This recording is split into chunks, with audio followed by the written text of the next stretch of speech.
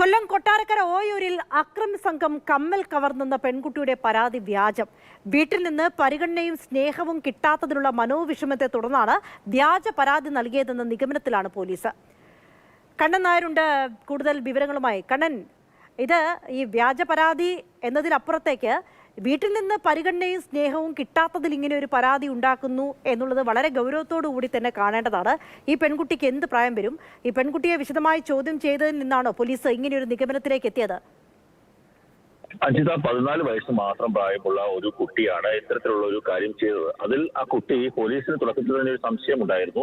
കുട്ടി ഇന്ന് രാവിലെ പറഞ്ഞത് തന്റെ കമ്മൽ തന്റെ തലയിൽ അടിച്ച ശേഷം തന്നെ അടിച്ചു വീഴ്ത്തിയ ശേഷം തന്റെ കമ്മൽ മോഷ്ടിച്ചുകൊണ്ട് പോയി എന്നുള്ളതാണ് കുട്ടി പറഞ്ഞത്. രണ്ടുപേർ ഒരു സ്കൂട്ടിയിൽ വന്നിട്ട് കമ്മൽ മോഷ്ടിച്ചു എന്നാണ് പറഞ്ഞത്. അപ്പോൾ തന്നെ പോലീസിന് സംശയമുണ്ടായിരുന്നു. കാര്യം മാല പറിച്ചുകൊണ്ട് പോകുന്ന സംഭവങ്ങളൊക്കെ സാധാരണമാണ്. പക്ഷെ ഒരാളെ തലയ്ക്കടിച്ച ശേഷം, അതും പുലർച്ചെ 6:20 കൂടി തലയ്ക്കടിച്ച ശേഷം കമ്മൽ ഉൾക്കൊണ്ടു പോകുക എന്നുള്ളത് ഒരു സംശയമുണ്ടായിരുന്നു.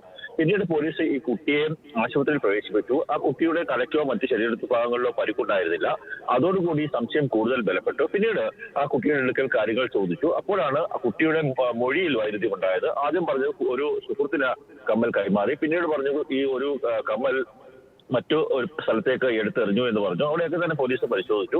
അവസാനമാണ് ഇത്തരത്തിലുള്ള ഒരു പരിഗണന പൂർണ്ണമായി ലഭിക്കാത്തത് കൊണ്ടാണ് താൻ അങ്ങനെ ചെയ്തത്, ആ ഒരു മനോവിഷമത്തിലാണ് അങ്ങനെ ചെയ്തതെന്ന് പറയുന്ന ഒരു അവസ്ഥയുണ്ടായത്.